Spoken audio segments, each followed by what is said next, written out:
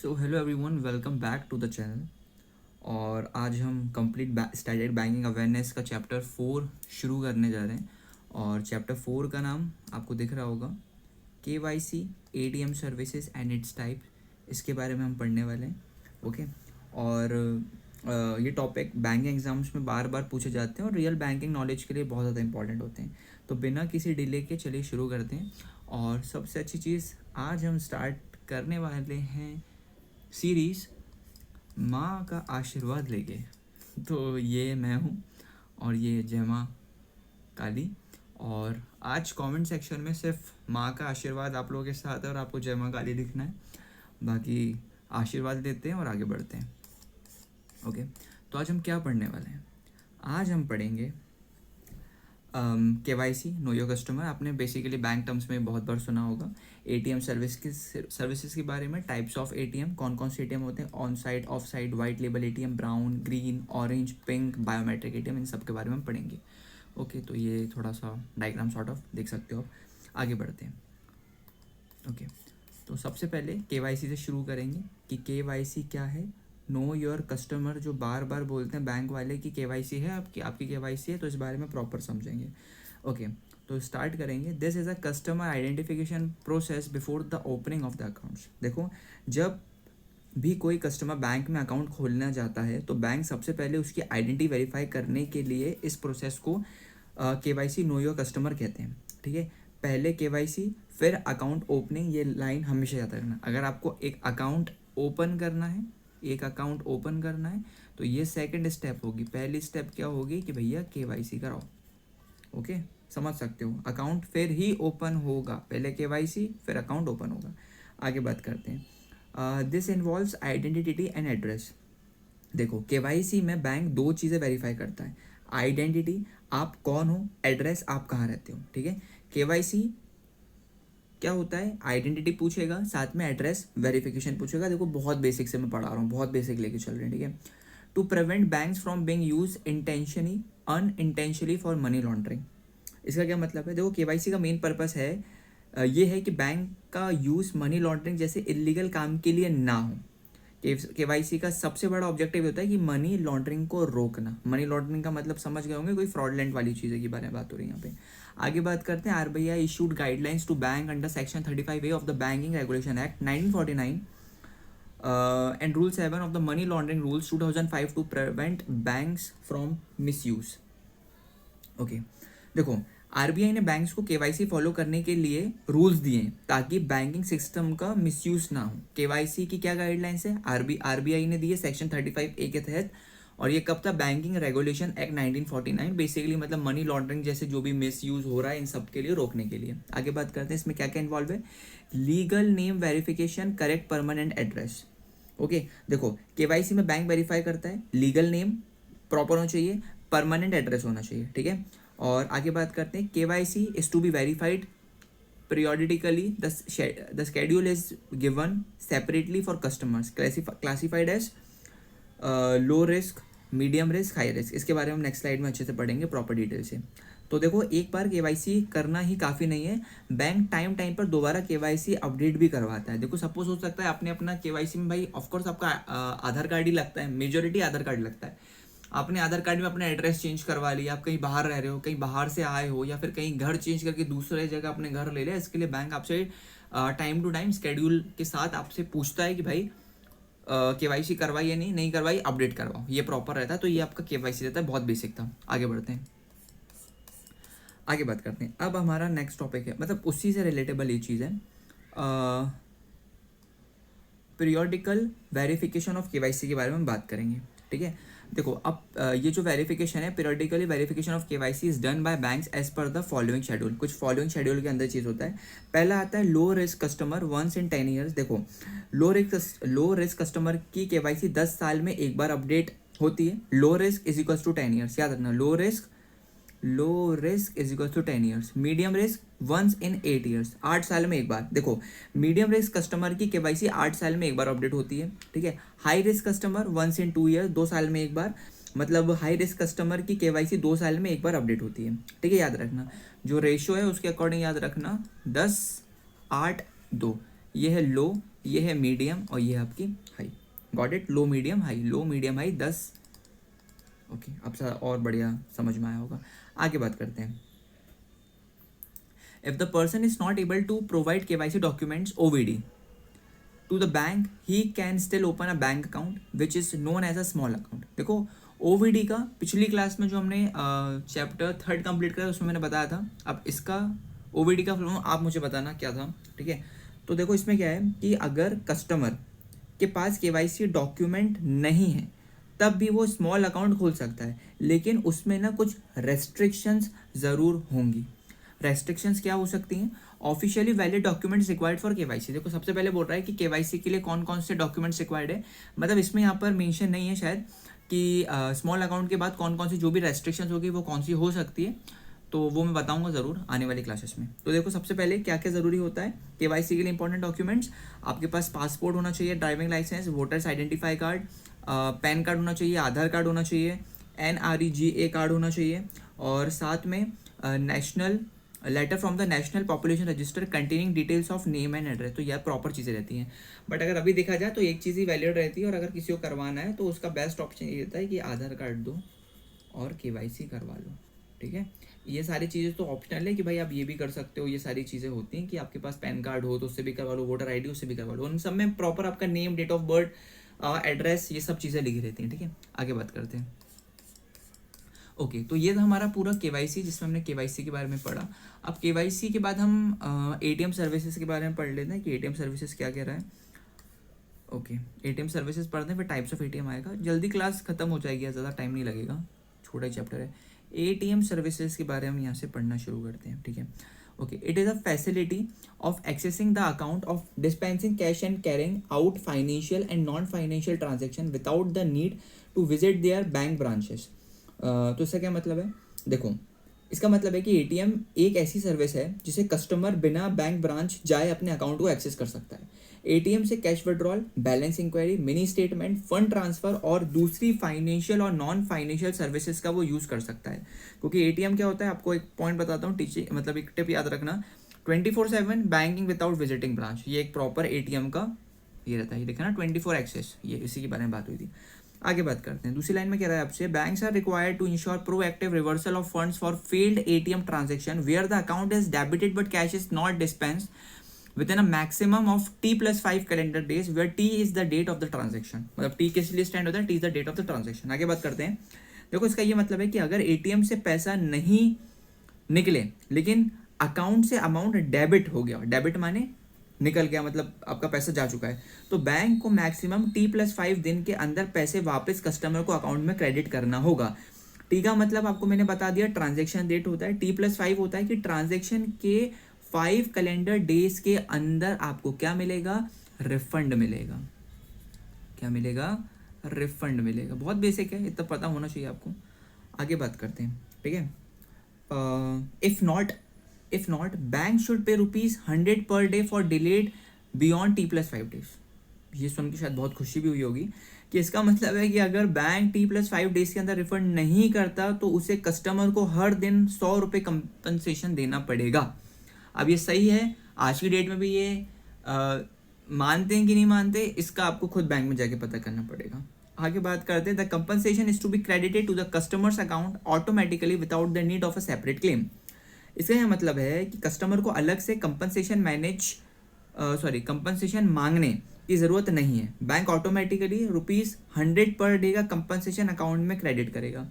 A customer is entitled to receive the compensation for delay only if a claim for the failed transaction itself is lodged with the issuing bank within 30 days of the date of the transaction। इसका क्या मतलब निकलता है? तो इसका ये मतलब निकलता है कि कस्टमर को फेल ATM ट्रांजैक्शन की कंप्लेंट 30 दिन के अंदर अपने बैंक में रजिस्टर करनी होगी, तभी ₹100 पर डे वाला कंपनसेशन मिलेगा। ओके, आगे बात करते हैं।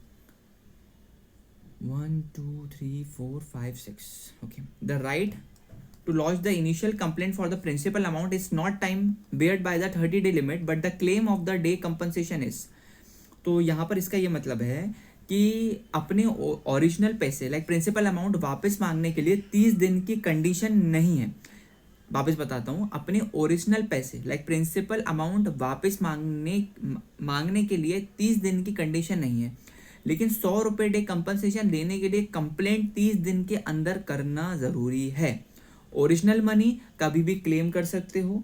100 रुपये कंपनसेशन सिर्फ 30 दिन के अंदर कंप्लेंट करने पे, ये बात याद रखना। लास्ट लाइन में बोल रहा है, if a customer is not satisfied one can approach the reserve bank integrated ombudsman scheme 2021। Ombudsman scheme मैंने आपको बता चुका हूँ, पिछली क्लास में हमने चैप्टर 3 में कंप्लीट करा था कि ओम्बड स्कीम क्या होता है। पिछली क्लास देख के आना तो इसका मतलब समझ जाओगे, ठीक है। तो इसका यही मतलब है, अगर बैंक कंप्लेंट सॉल्व नहीं करता है, कस्टमर आंसर से सेटिस्फाई नहीं है, तो कस्टमर आरबीआई की integrated ombudsman scheme RBI IOS 2021 के पास कंप्लेंट कर सकता है। ये बात याद रखना। अब आप ये सोचोगे कि मैंने अभी आपको एक वर्ड बोला, कौन सी स्कीम मैंने आपको बोली? मैंने बोली RB-IOS 2021। ये क्या है? तो ये पिछली क्लास में बताया था मैंने, ठीक है। चैप्टर 3 में इसके बारे में सब बताया है, तो चैप्टर 3 पढ़ो, ये अपने आप समझ जाओगे। ओके, आगे बात करते हैं। और हाँ, थोड़ा इसका पहले रिवीजन कर लेते हैं। देखो फटाफट रिवीजन करवा देता हूँ मैं आपको। एटीएम ब्रांच जाए बिना बैंकिंग सर्विसेज, ओके। उसके बाद से fail India ATM transaction refund का क्या प्रोसेस है? T+5 days. डिले पेनल्टी में बैंक आपको 100 रुपये हर दिन देगा अगर 30 दिन के अंदर कंप्लेंट कर लेते हो। और कंपनसेशन जो मिलेगा वो ऑटोमेटिक मिलेगा। फाइनल कंप्लेंट अथॉरिटी कौन सी होती है? RBI IOS 2021। RBI IOS जो मैंने बताया है ये आपको, इसका फुल फॉर्म क्या है? RBI integrated ombudsman scheme. इसके बारे में पढ़ना हो तो चैप्टर 3 में मैंने पढ़ा दिया है, इसको बढ़िया से पढ़ लेना, इसकी बात कर रहा हूँ, ठीक है दोस्तों। आगे बात करते हैं। अब टाइप्स ऑफ एटीएम पे आ गए। देखो टाइप्स ऑफ एटीएम 2 टाइप के होते हैं, ऑन साइड एटीएम है और ऑफ साइड एटीएम है, ठीक है। तो ऑन साइड एटीएम क्या होता है? Owned by banks in the banks. और ऑफ साइड एटीएम्स क्या होता है? Owned by banks away from the bank, service by from private, still work with brand names of the bank, run by private institution NBFC। इसका मतलब बताता हूँ, बहुत easy बताता हूँ मैं आपको। ऑन साइड क्या होता है? एटीएम के 2 टाइप्स होते हैं, ऑन साइड और ऑफ साइड। ऑन साइड वो होता है बैंक ब्रांच के अंदर या बैंक के ही आसपास जो कैंपस होगा बैंक के, उसमें आपको बैंक का ही एटीएम मिलेगा। ऑफ साइड क्या होता है? जो बैंक ब्रांच के, बैंक ब्रांच के बाहर किसी भी पब्लिक लोकेशन पे, पब्लिक लोकेशन में आप क्या समझते हो? मैं आपको बता रहा हूँ, 1 मिनट, ठीक है। क्या समझ सकते हो आप? जिसमें आता है आपका बाहर की तरफ, एयरपोर्ट हो गया, ठीक है। ये ऑफ साइड के एग्जाम्पल्स हैं दोस्तों, ठीक है। ऑफ बस स्टैंड हो गया, ठीक है। और उसके बाद से आपने मॉल में भी देखे होंगे एटीएम्स, ठीक है। उसके बाद से आपके हॉस्पिटल्स हो गए, ओके। और भी बहुत सारे एग्जांपल्स लिख सकते हैं आप कमेंट सेक्शन में, आप मुझे बताना। लेकिन कोई भी ऐसी जगह जो प्राइवेट हो, ठीक है। और प्राइवेट बोल रहा हूँ, जो आपके आसपास हो, जो बैंक से दूर हो, है ना, उसके लिए अपना ये ऑफ साइड होता है, of side ATM. On side ATM क्या होता है? बैंक ब्रांच के अंदर या बैंक के कैंपस में ही। Got it? ओके, अब आगे बात करते हैं। अब यहाँ पर देखो on side of side ATM, और एटीएम्स के बहुत सारे टाइप्स भी होते हैं। वो सारे टाइप्स आपको मैं बता देता हूँ, जल्दी जल्दी पढ़ाते हैं, ज़्यादा टाइम वेस्ट नहीं करेंगे। On side of side ATM मैंने आपका कवर कर दिया है, तो बार बार कवर इसको पढ़ने की ज़रूरत इतनी नहीं पड़ेगी, ठीक है। अब बात करते हैं वाइट लेबल एटीएम के बारे में। देखो ये पूरा लिखा हुआ है, पढ़ाता हूँ मैं आपको। RBI permitted NBFCs FIs to establish ATM with their brand name. इसका मतलब है RBI ने NBFCs और फाइनेंशियल इंस्टीट्यूशंस को परमिशन दी, वो अपने नाम ब्रांड से ATM लगा सकते हैं, जिसको हम क्या बोलते हैं? This are known as white label ATM, जिसको हम बोलते हैं वाइट लेबल। ऐसे ATM को वाइट लेबल ATM कहा जाता है। Tata communications payment solution TCPS, याद रखना full form, wholly owned subsidiary of Tata communication launch the first white label ATM WLA। इसका ये मतलब है कि इंडिया का पहला white label ATM Tata communication payment solution TCPS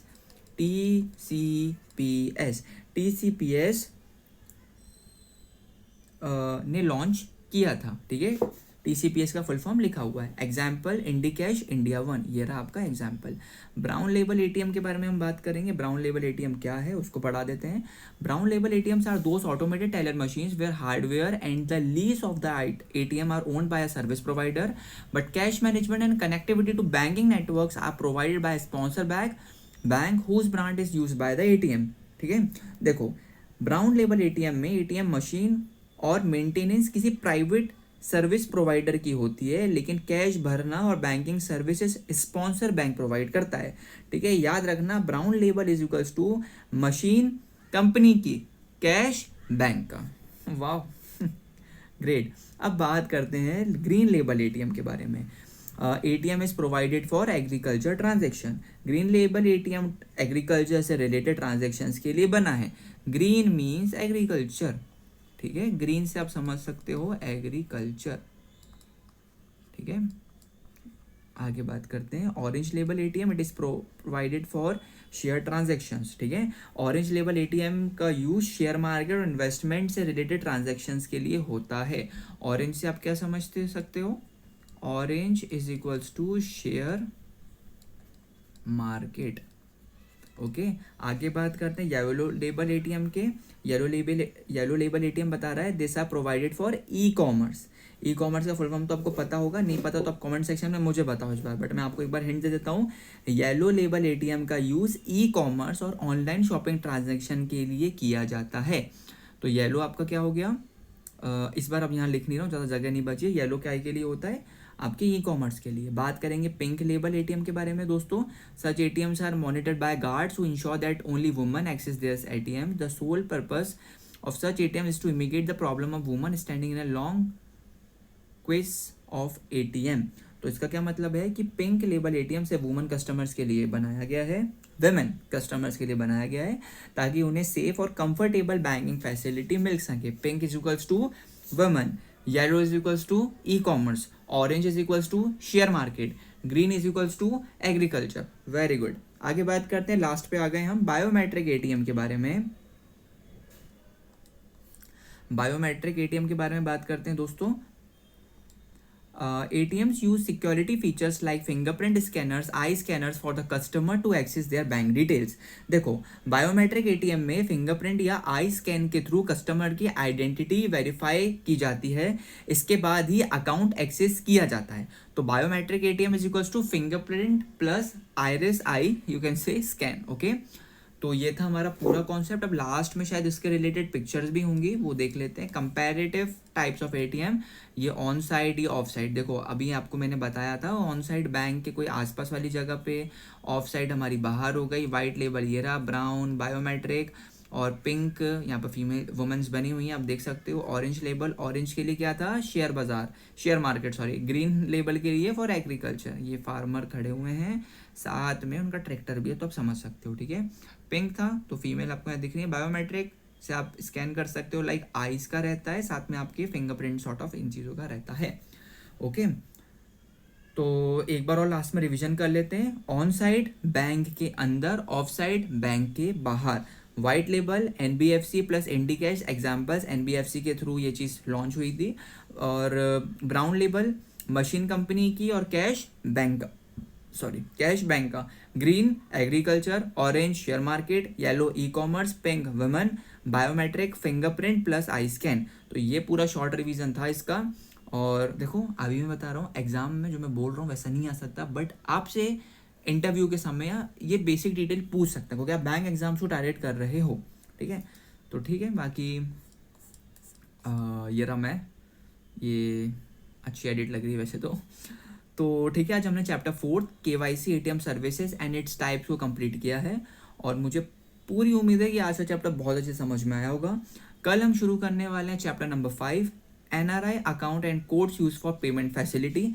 इस चैप्टर में हम NRI, NRO और बहुत सारी चीज़ें पढ़ेंगे। अभी मैं ज़्यादा प्रेशर नहीं डाल रहा कि ये पढ़ने वाले हैं, छोटा चैप्टर रखेंगे, ज़्यादा टाइम वेस्ट नहीं करने दूंगा। और अगर वीडियो पसंद आई हो तो लिटरली इस बार शेयर करना, सब्सक्राइब, लाइक, कमेंट, जो सही लगे वो करना। जो भी चीज़ें पूछना, कमेंट सेक्शन आप ही के लिए, बढ़िया तरीके से कमेंट सेक्शन भर देना। और बाकी ये पूरा स्क्रीनशॉट लेके रखना दोस्तों, है ना। ठीक है, फिर बाकी जाते हुए माँ का आशीर्वाद लेते हुए जाओ। ओके, चलो बाकी मिलते हैं एक नई वीडियो के साथ। तब तक के लिए जय हिंद, जय भारत, अपना ध्यान रखो। Shivam Tiwari signing off.